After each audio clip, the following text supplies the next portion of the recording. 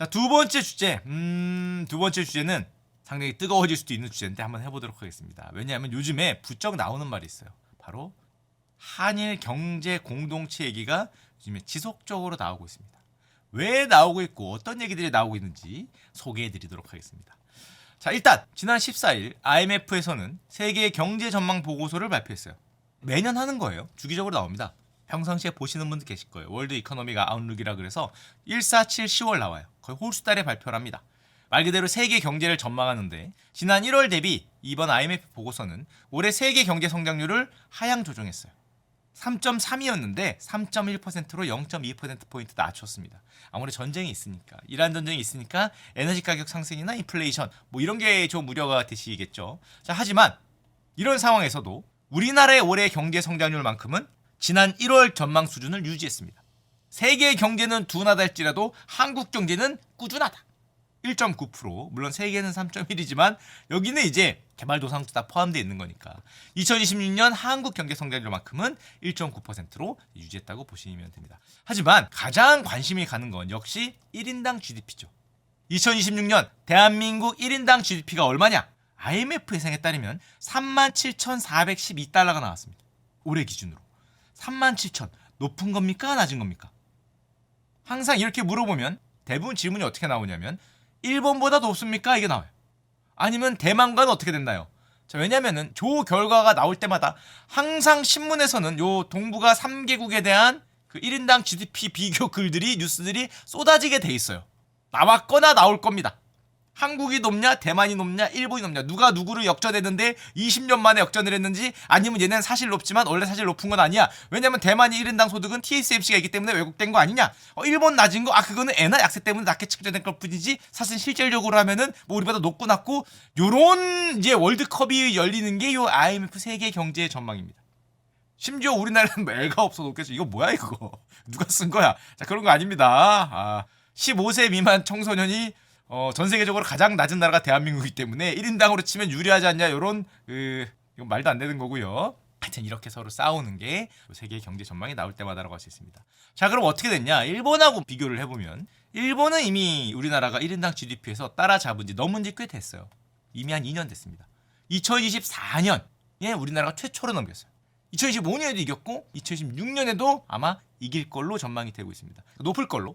한국이 이미 2024년 36,000달러였고 일본은 32,000달러였죠. 물론 이러면 아까처럼 엔화 왜냐면 달러 표시니까 엔화 약세가 어떻고, 우리나라 워낙 약세이기 때문에 상대적으로는 일본을 따라잡았다. 자, 그런데 대만하고 비교하면 어떻게 됩니까?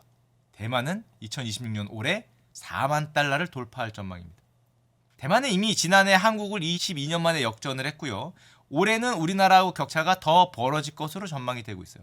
대만은 대만 역사상은 최초로 4만 달러를 올해, 그것도 조금이 아니라 많이 넘길 예정입니다. 4만 2천 달러까지 올라갈 예정이에요. 2025년에 3만 9,700달러가 그랬어요. 4만 2천 훌쩍 넘긴 거죠. 올해 1인당 GDP 성장률 전망이 대만은 6.6%입니다. 그러니까 막 엄청나게 빨리 달리고 있는 거죠. 자, 그리고 IMF는 이제 시간이 지나면 지날수록 이 3개국의 1인당 GDP는 점점 벌어질 것으로 전망했습니다. 위가 대만이에요. 주황색. 대만은 2029년이 되면은 5만 달러를 넘길 예정입니다. 전망. 2031년이 되면 5만 6천 달러까지 늘어날 속도인데 이거 말도 안 되는 속도예요.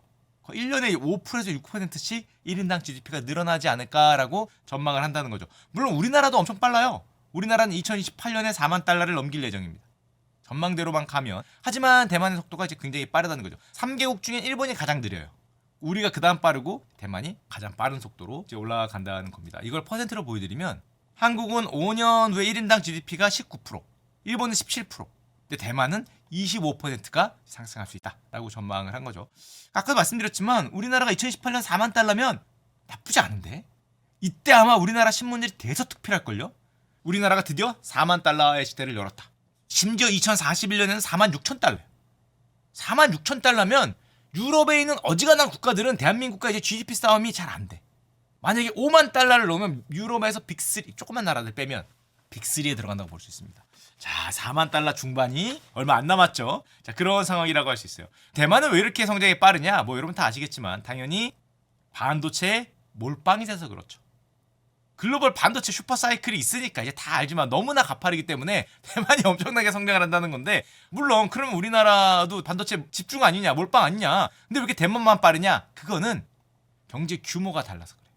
인구도 우리가 대만보다 훨씬 많고 경제 규모가 크기 때문에 반도체가 같이 끌어주는데, 확 끌 때 대만은 확 올라간다는 거, 우리는 좀 무거워서. 등치가 크니까 무거워서 속도가 조금밖에 못 올라간다는 거죠. 물론 우리 기준에 조금 올라간다는 거지, 세계적인 기준으로 보면은 상당히 높은 성장을 하는 겁니다. 반도체 같은 데가 끌어줘서. 자, 그러면 우리도 대만처럼 성장하려면 어떻게 되냐? 빠르게. 그러면 우리가 많이 얘기하던 수출 외에 내수가 좀 받쳐주면 뭔가 올라갈 수 있지 않을까? 왜냐하면 수출 잘 되고 있지만 나는 가난하다고 느끼는 소비가 부진한 거, 이 우리나라의 전형적인 문제잖아요. 소위 이 K자, 수출과 기업은 좋은데 나와 소비는 안 좋은 요런 양극화 성장의 문제인데, 그럼 내수가 받쳐주면 되지 않냐? 라는 게 언제나 고민이었다고 할 수 있습니다. 자, 이런 가운데, 자, 밑밥은 다 깔았어요. 최근에 대한상공회의소에서, 특히 최태원 대한상공회의소 회장이 굉장히 강력하게 주창하는 게 바로 한일 경제 공동체 형성입니다. 요게 벌써 한 몇 년 된 것 같아요. 계속 나오고 있는 게. 말을 이렇게 합니다. 대한민국 성장이 거의 멈추나겠고 났기 때문에 일본과 경제 협력을 하자는 게 아니다. 그 정도가 아니다. 그럼 뭐를 원하냐? 경제 공동체를 만들어야 된다. 거의 EU급의 경제 공동체를 만들자는 그런 주장으로 이해가 되죠. EU의 생겐 조약처럼 비자 없이도 이동을 한다든지, 서로 뭐 무관세로 왔다 갔다 한다든지, 거의 EU처럼 경제 공동체를 만들어야 된다. 참고로 최태원 회장이 김지훈 박사님의 이 유튜브 채널에 출연해서 이런 거에 대한 내용을 말한 적이 있습니다. 몇 달 전에 나왔는데 김지훈의 지식플레이에 나왔었죠. 그때 이렇게 말씀하셨어요. 한국의 잠재 성장률이 0%로 진입했다. 기존 공식대로 생존할 수 있느냐? 슈퍼파워들이 보호무역을 주창하고 있는데 수출만 믿어서 답이 있냐? 기존 성장 공식이 위기에 처해져 있는 거 아니냐? 내수를 성장시키면 되지 않습니까? 라고 얘기를 했더니 쉽지 않다. 왜냐하면은 저출산 고령화, 그렇죠. 저출산 고령화 국가이기 때문에 내수 시장의 축소는 이미 예정되어 있고, 그럼 수출 의존도는 더욱더 상승할 건데, 지금처럼 반도체가 잘해주면 되지 않습니까? 되는데, SK 하이닉스 회장님이시죠. 되는데 지금처럼 계속 흑자를 내면 결국에 글로벌 슈퍼파워들이 그걸 가만히 보고 있지 않을 거다. 무역 마찰과 외교 문제가 될 거야. 그럼 위험도가 계속 커지고 있지 않냐. 게다가 옛날에는 자유시장 경제를 추구했는데 전 세계가, 이젠 반대죠. 보호무역주의로 가다 보니까 수출에 집중하는 수출 의존 전략이 리스크가 더 커진 게 아니냐. 우리가 돈을 많이 벌고 성장을 계속 잘하는 걸 다른 슈퍼파워들이 가만히 두겠냐. 이런 말씀을 하셨고요. 또 이렇게 말씀하셨죠. 그러면 일본 말고 딴 나라고 하면 안 돼요? 딴 나라가 다 할 수 있다. 그래서 우리는 경제적 연대를 할 필요성이 생겼는데, 연대를 할 의향이 있거나 또는 해서 효과가 있는 나라가 주변을 둘러봤을 때 현재 일본 외에는 없다. 주변을 둘러봤을 때 북한, 러시아, 중국은 등치가 우리보다 훨씬 크니까 우리가 좌지우지될 가능성이 굉장히 높죠. 그러다 보니까 또 중국은 의사가 있는지 잘 모르겠고, 자기가 워낙 크다 보니까. 그리고 일본도 사실 별 선택지가 없다. 일본도 마찬가지 어려움을 겪고 있는데, 일본도 대한민국 말고 니들이 무슨 선택지가 있겠냐. 역사적인 그런 갈등 사례가 있어서 한일은 뭐를 해도 안 되지 않습니까? 이렇게 이야기하셨어요. 역사적 앙금이 있는 독일과 프랑스도 이유가 되었다. 독일과 프랑스는 한국과 일본보다 훨씬 더 갈등이 심했지만 그들은 그 문제를 넘어갔다. 워낙 도전이 많은 시대가 온 만큼 예전엔 상상하지 못했던 아이디어가 필요한 시기고, 같이 사는 방법을 고안할 때가 됐다. 이거는 어떤 말이냐면 이런 거죠. 옛날에 1952년에서 60년 사이에 프랑스와 독일이 서서히 경제 통합을 하기 시작합니다. 처음 아이디어는 독일과 프랑스가 석탄이나 철강 생산을 통합해서 같이 하자는 아이디어였어요. 왜냐하면 그때 당시만 해도 세계전쟁이 끝난 지 얼마 안 됐기 때문에 이렇게 경제적으로 밀접하게 연결돼 있고 초국가적 기업 관할하면은 그 다음 또 다른 전쟁을 안 할 수 있지 않을까? 전쟁이 불가능해지지 않을까? 라는 그런 아이디어도 같이 있었다고 합니다. 그래서 전쟁이 끝난 지가 진짜 얼마 안 됐는데 놀랍게도 1963년 엘리제 조약이라는 걸 맺어요. 경제협력 조약을 맺습니다. 전쟁 끝난 지 진짜 얼마 안 됐죠. 그 당시 프랑스 대통령 드골이 이렇게 얘기했답니다. 길고 피비린 나는 투쟁과 전쟁 역사를 뒤로하고 새로운 장을 열어보자 라고 하고, 이게 좀 시간이 지나고 한 40년 정도 지나고 이제 나중에 EU라는 유럽 전체 경제 공동체가 되죠. 그리고 또 이런 얘기도 합니다. 이 한국과 일본의 양국의 시장을 합치면 한 6조 달러 정도가 된다. 참고로 대한상공회의소도 그렇고 이 최태원 회장님도 그렇고 경제인이죠. 경제인이나 기업 가면 당연히 시장이 커지는 걸 좋아할 수밖에 없습니다. 그건 감안하고 들으세요. 이 경제적인 시점에서 이야기하는 겁니다. 경제적인 시점에서 보면은 우리나라 입장에서는 기존 시장이 3배가 되는 거 아니냐. 이 뭐 시장 커지는 게 뭐가 그렇게 중요합니까? 또 이렇게 이야기하셨죠. 우리는 내수가 작은 것도 문제지만 더 큰 문제가 고비용 사회가 되는 게 더 큰 문제다. 우리 안에 모든 옵션을 다 만들어야 되기 때문에 비용이 굉장히 올라간다. 뭘 해도 비싸. 뭐 말 필요 없죠. 우리가 쓰는 모든 게 다 비싸죠. 그렇다고 그 비싼 걸 좀 싸게 하면 좋겠는데 이제 그게 좀 어려움을 겪다 보니까 그럼 비용을 낮출 수 있는 방법은 시장이 커지면 비용을 낮출 수 있는 거 아니냐. 시장이 커지면 사회적 비용이 좀 감소할 거 아니냐. 여러 가지 예를 들 수 있는데 예를 들진 않도록 하겠습니다. 이 회장님이 든 예를 제가 말씀드릴게요. 대표적으로는 에너지 공동구매 같은 게 있다. 자, 왜냐하면은 LNG 가스를 수입해야 되는데 한국과 일본이 공동 구매하면 규모도 커지고 가격 협상력이 강화되지 않을까? 글로벌 LNG 수입 시장에서 일본이 16%로 2위고 한국이 11%로 3위인데 1위는 중국입니다. 일본과 한국이 만약에 공동 수입한다 그러면 둘이 합쳐서 27%니까 세계 LNG의 4분의 1을 수입하는 압도적인 이 수요처가 될 수 있죠. 1위 고객 지위를 갖게 되기 때문에 가격 협상력이나 이런 비용에서도 굉장히 절감될 수 있지 않을까? 이런 생각을 하신다는 거죠. 이렇게 물어봤어요. 그 역사적 문제가 있는데 그거 가능하겠냐 아무리 그래도. 이렇게 답했습니다. 물론 저도 압니다. 역사적인 문제라든가 다른 여러 가지의 문제가 있다는 걸 압니다. 하지만 그것을 넘어가야 하는 거지. 그것이 문제니까 하지 말자는 선택지는 저희 손 안에 있는 것 같지 않아요. 자꾸 얘기지만 기업인이 말하는 거니까 기업가는 이렇게 생각할 수 있죠. 그렇게 생각한다라는 거죠. 일단 그래서 경제적인 관계부터 서서히 연계해 나가면 하나의 공동체로 이제 가면서 반도체, 첨단 산업, 관광, 의료, 벤처 육성 이런 것들을 에너지 공동 구매까지 포함해서 협력을 하면 비용을 낮추고 성장률을 높일 수 있지 않을까라는 논리를 이야기하는 거죠. 사실 이거는 최태원 회장의 개인 생각이라기보단 이미 작년에 대한상공회의소에서 정부의 새 성장 모델을 전달했을 때 이미 포함된 내용들입니다. 대한상공회의소가 뭐 하는 데인지는 아시죠? 많은 무역하는 기업들의 모임이라고 생각하면 되는데 새 성장 모델에서 한일 경제 공동체라는 내용을 정부에다가 전달했다는 거죠. 이렇게 하면 좋겠다라는 의견을 냈다고 보시면 됩니다. 이런 의견이 나온 지가 이미 꽤 됐어요. 제가 알기로 몇 년 됐는데 최근에 강하게 이제 나오고 있다는 겁니다. 참고로 말씀드리면 지난 대선 직전에도 그때는 대선 후보였죠. 이제 대통령이 되신 이재명 대통령과 이 최태원 회장이 요 얘기를 했었다고 합니다. 저도 이번에 알았어요. 일본과의 경제연대를 제언했는데 그 당시 후보, 이 후보는 미국 통상정책 등에 대해서 일본과 공동대응에 공감한다고 했다. 라고 해서 요즘에 또 이제 화제가 된다는 거죠. 만약에 정말로 진행이 된다면 현실적으로 어렵지 않을까 생각하지만 만약에 정말로 진행이 된다면 이 한일 경제 공동체는 세계 4위권이 될 수 있다. 국내 GDP 생산 기준으로 아까 6조 달러, 7조 달러까지 올라갈 수 있는데 미국, EU, 중국 그리고 이 새로운 경제 공동체, 한일 경제 공동체가 세계 4위권이 될 수 있다라는 이런 생각을 하고 있다는 겁니다. 자, 그래서 저렇게 이 대한상공회의소에서 화두를 던졌기 때문에 많은 전문기관에서 관련 레포트가 요즘 많이 나오고 있어요. 뭐 전략적 투자의 기회를 삼아야 된다. 이건 서울대학교 국가미래전략원에 나왔다는 건데 뭐 어떻게 발전시키고 뭐 선순환하고 뭐 이런 거와 관련해서 서울대학교뿐만 아니라 여러 곳에서 리포트가 최근에 많이 나오고 있습니다. 여기서 얘기하는 장점들을 몇 개 보여드리면 이런 게 있어요. 국내 기업들은 왜 좋아하냐? 당연히 시장이 커지는 게 있고 두 번째는 일본 인재들을 유치할 수 있지 않냐? 우리나라 기업들이. 왜냐하면 우리나라가 임금이 더 높습니다. 다들 아시죠? 일본보다 우리나라가 놀랍게도 임금이 더 높아요. 한국의 평균 임금이 일본보다 높습니다. 그것도 꽤 높아. 거의 15% 차이가 나요. 대기업 기준으로. 중소기업은 아닙니다. 중소기업은 아니에요. 대기업 기준으로 그렇게 높기 때문에 일본의 고급 인재들을 우리가 유치할 수 있지 않을까 이런 생각을 한다는 거죠. 기업들이. 예를 들면 이건 경총 자료긴 한데 감안하고 보세요. 한국 대기업 임금은 일본의 1.6배 수준이라고 얘기할 정도로 높다. 우리나라 반도체 기업들의 그 임금과 성과급을 들으면 일본에서는 기절하지 않을까? 최근에 지금 장난 아니죠. 오늘 주제로도 있는데 몇 억이거든? 뭐 그런 거 들으면 와 말도 안 된다고 생각할 수도 있겠죠.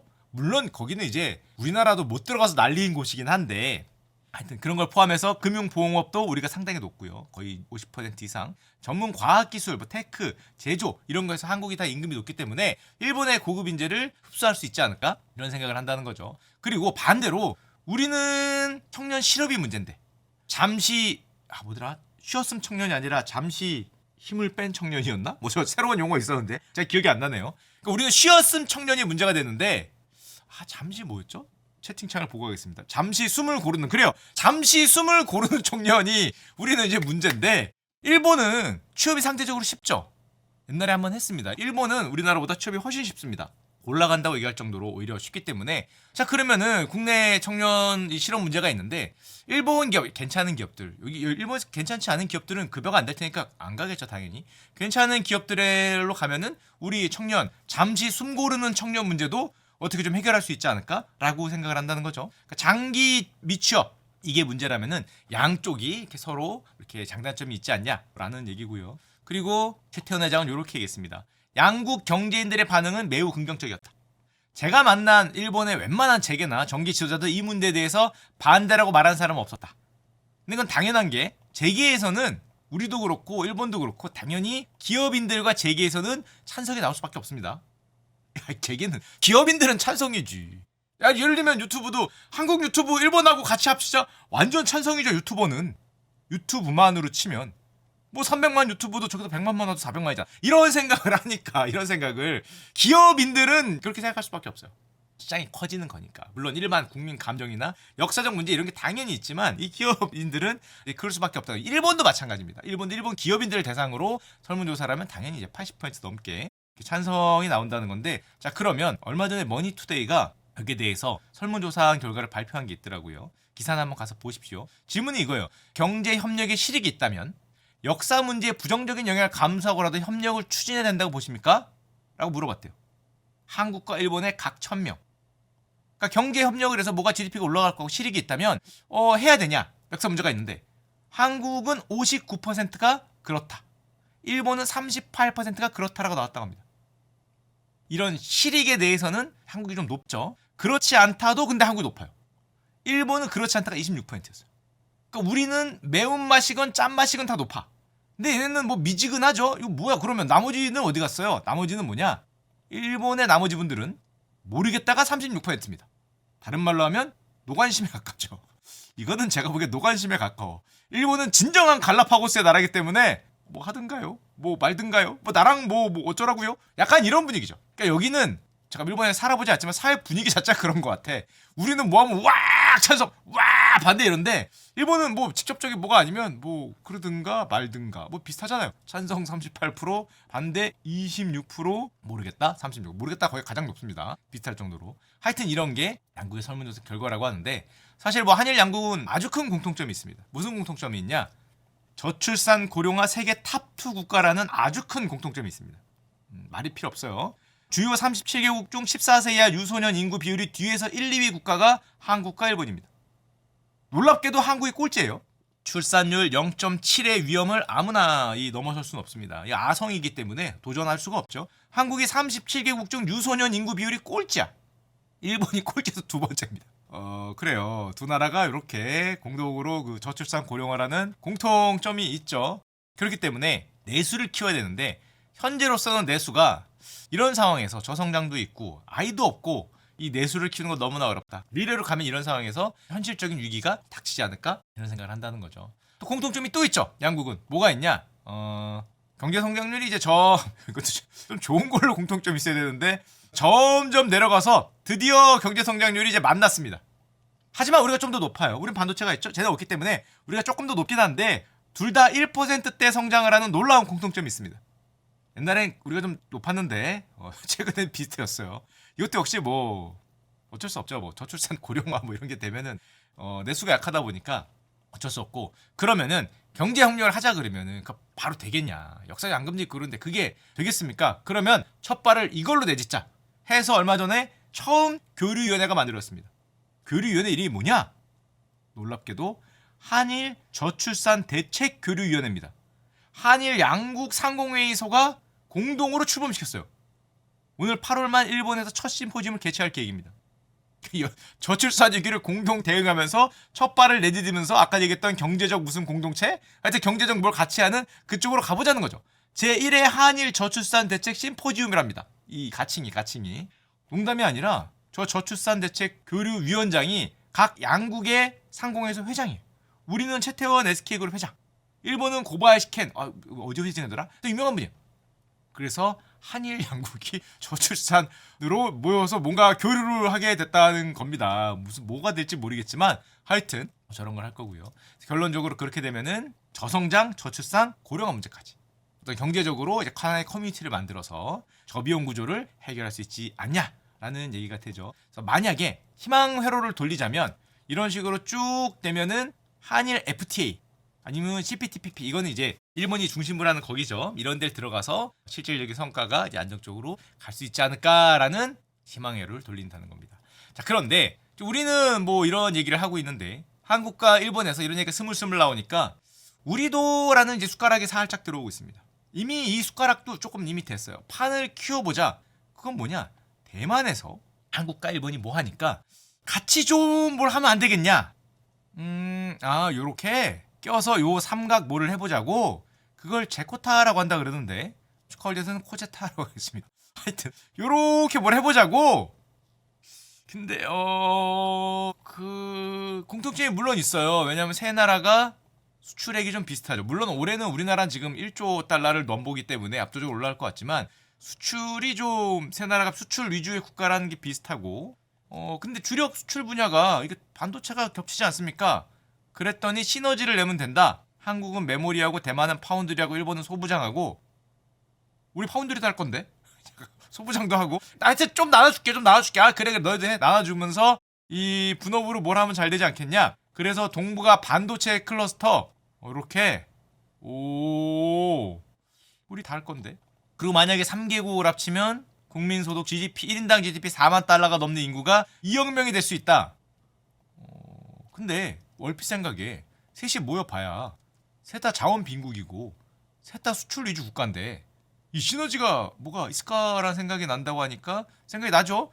이 중동 에너지로 한번 끊기면 셋 다 호르무즈 한번 깎이니까 셋 다 빈사 상태에 빠져갖고 이거 어떻게 하고 있는데 셋이 모여봐야 포트폴리오가 뭐 이게 해치가 되고 분산이 돼야 그쵸? 뭐가 상관관계가 마이너스가 돼야 뭐가 플러스 마이너스가 있는 거지. 셋 다 플러스 극 3명이 모여봐야 중동 이렇게 하면 헬렐레 하는데 포트폴리오가 몰빵이잖아요. 자, 그랬던 이브에 나오는 말은 자 그러면 또 추가하면 된다. 뭘? 동남아. 야, 점점 커지는데? 자원이 부족하다고? 그러면 이왕 키운 거 쭉 늘려서 동남아까지. 동남아 지역은 당연히 자원이 풍부하죠. 뭐 석탄, 여기도 석유도 많이 나옵니다. 뭐 온갖 뭐 게 다 있죠. 게다가 동남아는 인구가 미쳤죠. 일단 7억입니다. 7억. 인도와 중국 다음으로 세계에서 세 번째로 인구가 많은 지역이죠. 뭐 인구는 말할 필요 없지. 저기는 뭐 1억 단위 나라가 뭐 여러 개 있으니까. 거의 3억이죠. 3억이죠. 인도네시아. 그런 나라들이 있고 그리고 게다가 여기는 굉장히 1인당 노동비가 저렴하죠.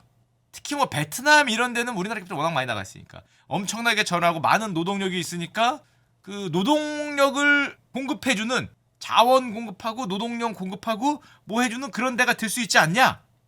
그래서 그 시너지가 날 수 있지 않냐는 건데 이렇게 세 개 모인 데다가 아세안까지 넣어서 근데 개인적으로는 진짜 개인적인 생각인데 중국이 가만히 있겠냐라는 저도 죄송합니다. 그렇게 그쵸 중국말 쏙 빼고 요렇게 왠지 해먹는 거잖아요. 요렇게 그게 가만히 있겠냐라는 개인적인 생각이 약간 있어요. 우려가 게다가 대만을 껴서 요렇게 뭐 반도체 클러스터 만들고 아래서 자원 쪽쪽 뭐 인력 쪽쪽 해서 만들어서 이런 현실적인 어려움이 있지만 상상이니까 자 그러면 그러지 말고 뭐 여기 불만 나는 몇 빼고 해 그러면 합류해서 한중일 이렇게 야 그럴 바에 지구촌으로 가자. 야 그러면 지구촌으로 가면 되겠네. 야 그렇게 치면 티코 사러 갔다가 뭐야 뭐 람보르기니 사는 거지.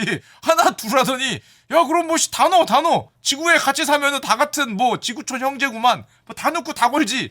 그래서 이거는 솔직히 되겠냐라는 생각이 이렇게까지 가는 건 그래서 너무 이건 꿈과 욕심이 커서 그렇고 너무 크니까 이렇게 한일부터 뭔가 한 걸음부터 하는 게 낫지 않겠냐라는 얘기가 나온다는 거죠. 그리고 이런 이야기가 나오는 가장 근본적인 이유 자체가 전 이거라고 생각하는데 세계가 블록화되면서 자유무역을 안 하고 보호무역을 하겠다고 저렇게 난리치고 있잖아요. 옛날에 WTO 체계로 가면서 보호무역으로만 갔어도 우리 수출 잘하니까 계속 높은 성장을 하고 갈 수 있었는데 미국은 미국대로 서방구 저쪽 북미, 중미, 남미까지 이렇게 서방군은 내 것이고 넘보지 말라 이런 소리 하고 있고, 유럽은 이미 EU로 이렇게 뭉쳐갖고 경제 문제에 대해서는 장벽치고 하나로 모으고 이것도 안 되고 저것도 안 되고 자기들 뭐 이렇게 하고 목소리 같이 내고 있으니까 이 수출 중심 국가들이 보기에 마음에 안 든다는 거죠. 점점 어려워진다. 여긴 여기대로 장벽치고 앉았고 여긴 여기대로 장벽치고 앉았고, WTO는 이제 뭐 없어져야 되고 세계 자유무역은 없어져야 되는 가치고, 이제 그렇게 얘기하다 보니까 야 그러면 이거 뭐 완전히 수출로 먹고 사는 국가들은 난이도가 훨씬 더 높아지고 어려워지고, 그렇다 보니까 아마 이런 얘기가 뭉쳐야 되지 않냐는 얘기가 이유가 아닐까 개인적으로 생각합니다. 그리고 최근에 보면은 사실은 저 아시아가 모이자는 그런 대협력의 발판을 먼저 마련한 곳이 있다고 합니다. 어디냐? KBO인데요. 이렇게 KBO를 갑자기 얘기하냐? KBO 이사회가 한국 야구 이사회가 2026 시즌부터 아시아 쿼터 제도를 도입했다. 이미 대만, 일본 쿼터, 벌써 자유무역이 아니라 뭐라 그래야 돼 이걸? 경제 공동체가 아니라 선수 공동체를 쿼터지만 먼저 도입해봤다. 한화 이글스 왕옌청, 두산 베어스 타무라 이치로. 이거는 왜 도입했냐? 사실은 내용은 똑같습니다. 현실은 어느 순간부터 국내 투수라고 안 되죠. 국내 선수분들의 고비용 구조에 프로야구팀은 점점 늘어나는데 이 아이들이 없어요. 아이들이 많아야 야구하고 싶은 사람도 많고, 근데 아이들이 점점 줄어드니까 풀이 점점 줄어들어. 그러니까 우수한 이런 선수를 수급하기가 어려워. 비용은 점점 올라가고 몸값이 올라가죠. 자, 그렇다 보니까 이 비용을 느낀 구단주들이 똑같죠? 비용을 느낀 기업들이 추진하게 된다는 겁니다. 아시아 쿼터 시스템을 추진하게 된다는 겁니다. 아시아 경제 공동체를. 지출 부담을 느낀 구단들, 기업들이 프로야구 선수협회의 반대에도 불구하고 뛰는 사람은 당연히 반대하죠. 반대할 수 있어요. 반대하지만 2026부터 아시아 쿼터 제도를 도입하기로 의견했다. 아까 얘기가 똑같죠? 단돈 20만 달러의 실력 좋은 일본 인재 데려오기, 단돈 몇만 달러의 실력 좋은 대만 인재 데려오기, 뭐 이런 거를 바라면서 구단들이, 기업들이 추진하게 된다는 겁니다. 그 당연히 도입할 때 프로야구 선수협의회 이런 데는 당연히 반대하죠. 양윤종 선수협회장은 아시아 쿼터에 대해서 선수들은 일자리 축소 차원에서 부정적으로 본다. 이게 사실은 제가 보기에는 약간 그 축소판과 똑같지 않나? 당연히 이런 게 있겠죠. 당연히 이런 게 있고 굉장히 강하지 않을까? 이거보다 훨씬, 뭐 KBO는 야구니까 야구 같지만 경제라는 건 훨씬 크기 때문에 뭐 이런 일이 비슷하게 있지 않을까 생각을 합니다. 결론적으로는 꿈꾸는 게 EU 같은 한일 경제 연합, 한일 경제 뭐 공동체, 뭐 한일 FTA 뭐 이러는 걸 꿈꾸는 것 같은데, 과연 그런 대타협, 대화 이런 게 가능할지는 잘 모르겠습니다. 시간이 좀 지나야 되지 않을까라고 생각이 되네요.